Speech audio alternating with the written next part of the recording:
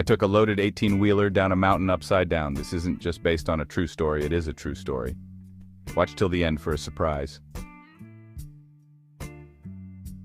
It was 2012, just 7 days after we laid my mom to rest. I was under a load, headed to Del Rio, Texas. In my trucking career, I've always had two rules I would never break, because breaking them would invite problems. First, let me give a bit of background. Anytime I've needed to hurry for any reason in a semi-truck, I always run as hard as safety allows, right up to the point where any harder wouldn't be safe. Either there'd be a wreck, or something would break. Anytime a dispatcher or a boss told me I needed to hurry, I'd stop them and explain that I couldn't be rushed, and I'd tell them why. The second rule, anytime I had a round load on a flatbed, I'd do an over-the-top belly wrap. If you haven't pulled a flatbed, an over-the-top belly wrap means you lay your strap on your trailer backward, so the hook is on the side where the tail needs to be, and the tail is on the side where the hook should be. Then, after loading, the hook and tail cross over the top, tighten down normally, and that load wouldn't budge. Don't miss the ending. On this particular day, though, the guy had dropped the pipe onto my trailer before I could get my belly wrap in place. For that load, we had racks strapped to the trailer, so getting the pipe back off would have taken a while. It was hot, about 110 degrees outside, and I was tired, so figuring the racks would keep the pipe in place, I said screw it and ran with it. Just broke rule 1.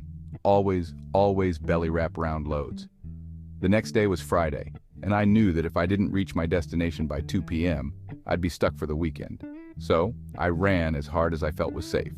3 hours from my destination, worn out and pushing as hard as I could, my dispatcher called and told me I needed to hurry if I wanted to get a reload and avoid sitting all weekend.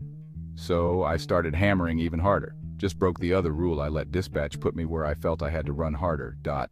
It was my own fault letting them do it. So on this run I had broken both rules. You'll want to be here at the end. I ended up on a road with several curves, and on one of these curves, sometimes they have more than one a week, but they always had one a week. They had a wreck at least once a week there, semi-trucks, even motorcycles. According to the Highway Patrol, truckers familiar with that road go 100 miles out of route just to avoid it. It has a 65 miles per hour speed limit. I was driving a 1999 Western Star with a Caterpillar engine and a 13-speed transmission, and it had no trouble pulling those hills, especially with only 8,000 pounds of payload. I topped a hill, and as I started down the other side, I saw a sign warning of a 50 miles per hour curve, the very exact curve they always have a ring on that is halfway down this big hill. I got on the brakes gently, and truck and trailer starts twisting and turning like a snake on me, so I had let off tried brakes even gentler with the same results. So I turned on the third stage of the Jake brake, same result. The road was damp from water running off the hillside, so I tried first stage Jake brake, no problem. Then second stage, still no problem. But when I kicked in third stage, the truck and trailer went crazy again. I turned off the Jakes, put it back on second stage, and hoped it would slow me down enough. Engine running about 1,500 revolutions per minute. I wanted more but couldn't use it without wiping myself out. As I approached the curve, I knew something was different this time. I'd been in rough situations before and always knew I was getting out of it. But this time I felt certain I wasn't going to get out of it. I got ready to take the last ride, even though I figured that I still tried, make it through period. But I had decided that if I was to die at that moment, it was no big deal. I would go home and see Mama. But I knew Mama wouldn't want me to give up, so I tried to bite it also. So either way it went, I was ready. I was still moving way too fast. I started into the left-handed curve as far to the right as I could. With no traffic coming, I cut across the curve at its apex, then began drifting toward the outside, holding the truck in place until it felt like it would roll. I drifted toward the outside a little more until she stabilized a bit, then held it in place again. I repeated this all the way through the curve. I believe the ending is going to surprise you. The highway was 4 lanes, and where it met the shoulder, there was a 2-inch drop just past the white line. With the way the truck was trying to roll, I knew that white line would be my last defense. I couldn't go past it. Rolling over was certain if I did.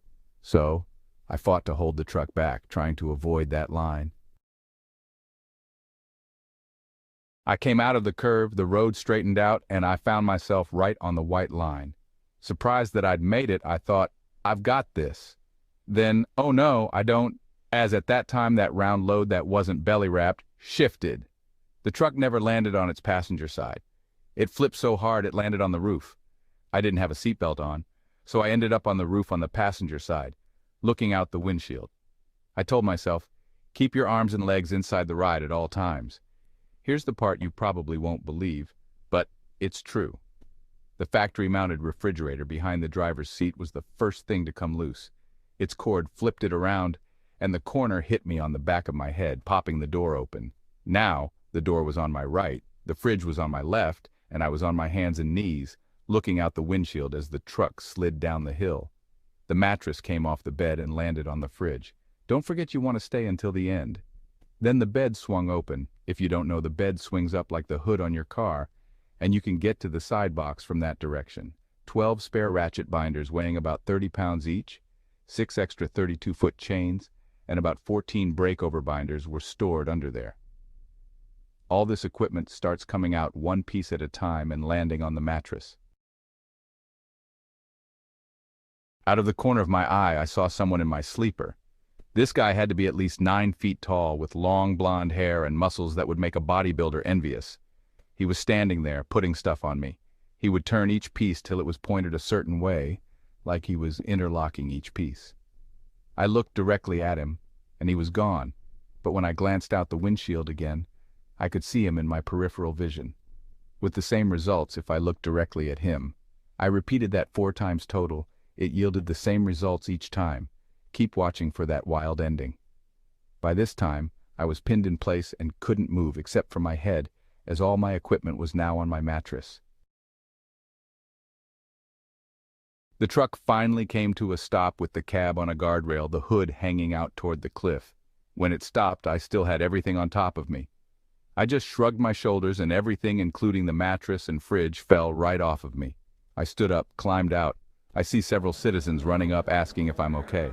Sheriff, the only injury I had was a bump on the back of my head.